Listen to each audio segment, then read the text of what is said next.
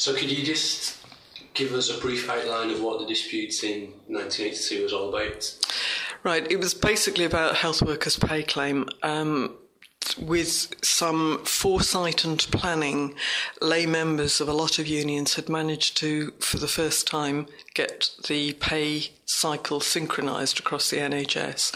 At that time, different groups, whether estates, workers, ancillary workers, admin and clerical and nursing, all had different pay structures.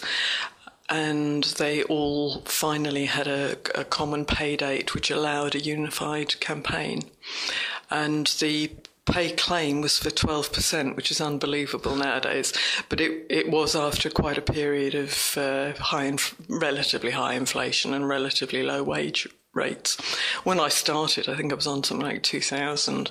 That was, I suppose, 6 years before that. I started in 75, and 2,000 a year was probably a good wage then. So that gives some illustration.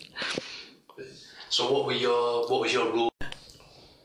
I became a shop steward in 1981 in the Nalgo branch. Nalgo was one of the forerunners of UNISON, together with NUPE and COSI.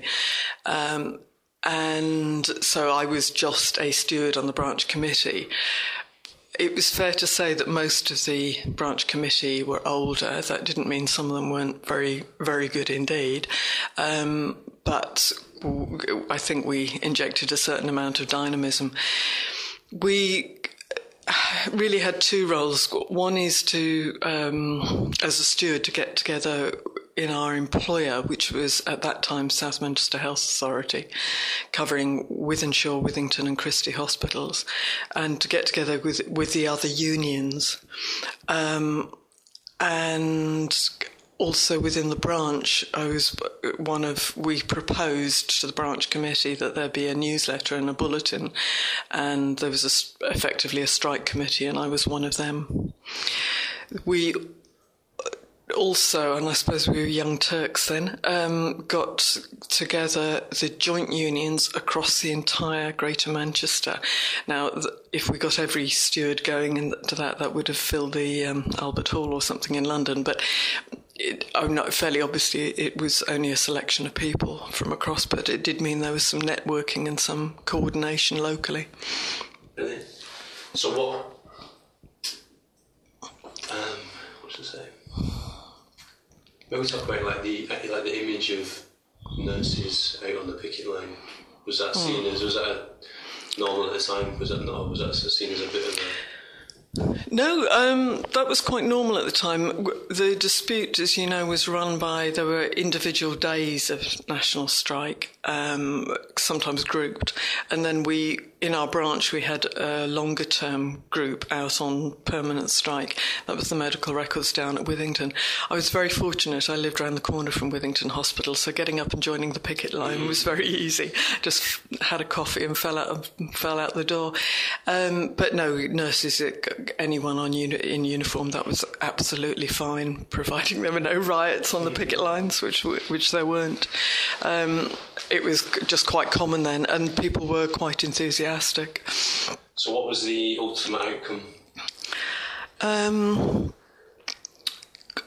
We didn't get the 12%. In fact, I can't now remember the final settlement. But there's some interesting things on the way to get there. In the September, there was a massive demonstration in London, which I'll come back to in a minute. And then shortly after, they were planning another series of strikes, and the local printers had been fantastic at producing the bulletins. They were turning them around in less than 24 hours. They were actually a bunch of politically committed people, which was very helpful. In fact, they still exist and still do our branch newsletter.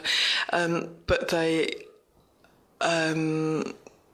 phoned me up on the morning they were about to print something to say, have you heard the news? And I said, no. And they said, the TUC have called off the strike. And basically, the TUC, as is legend in the union movement, the national level had actually decided to close off the strike for a lesser amount. It was still a significant victory, but it was pretty disappointing. And I think what was really infuriating was it went from lay member to control to a bunch of people who were doing a deal with the government. So I've got memories of meeting in the middle of town in the then Health Promotion Building at something like 10 o'clock at night with stewards from across the branch, which covered the entire city at the time, producing the next day's strike bulletin. It's probably just, I don't know whether it would happen now, but that's the sort of thing you actually need. There was a great deal of involvement from people. People actually realised what they did made a difference, and I think some of that has been lost, a lot of those traditions. But my lasting memory is the massive demonstration on the banks of the Thames in September. And there were about 250,000 people out, and there weren't just health workers out. There were loads of other people who said nurses can't strike properly. Obviously, there are more health workers than nurses, but that was what was being said.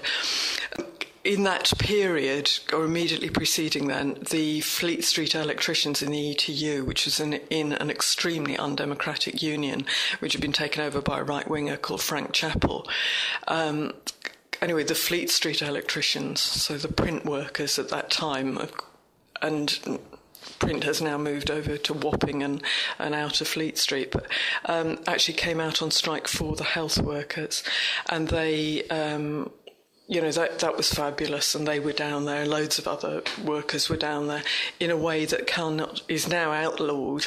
But what was interesting is some of them got away with it then, even though it wasn't an official strike, simply just by strength of the trade union movement, and no one would dare to take action against them.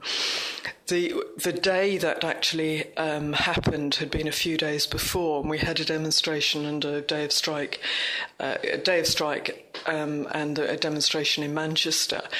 And we heard the news in the morning on the way out to the picket line, and of course we were doing placards actually on the picket line. So I wrote one which said "Good for Geraghty." And then we were on the demonstration. I was carrying it, and my photo appeared in the Guardian, which I hate having my photo taken. But anyway, it was the placard that was important. But the funny thing is, there are 4 feet under the placard. There's only one woman over the top. God knows who was behind me.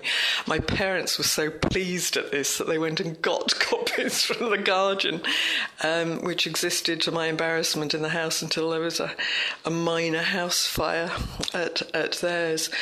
But the demonstration in 82 was absolutely fabulous, and I think that's the important thing for people to remember now, because Thatcher came into power shortly before, in 1979, with an agenda to privatise the health service. Now, she appointed health minister after health minister and sacked them each time when they couldn't produce a plan. And finally, she appointed Ken Clarke. Now, Ken Clarke's a pig, and you can leave that on the record, but he actually had the guts to say to Thatcher, you can't do it. You cannot privatise the health service. And part of the reason for that was there had been this bloody great demonstration for people, not even in defence of the NHS, but in defence of health workers' pay claim and right to a decent pay rise.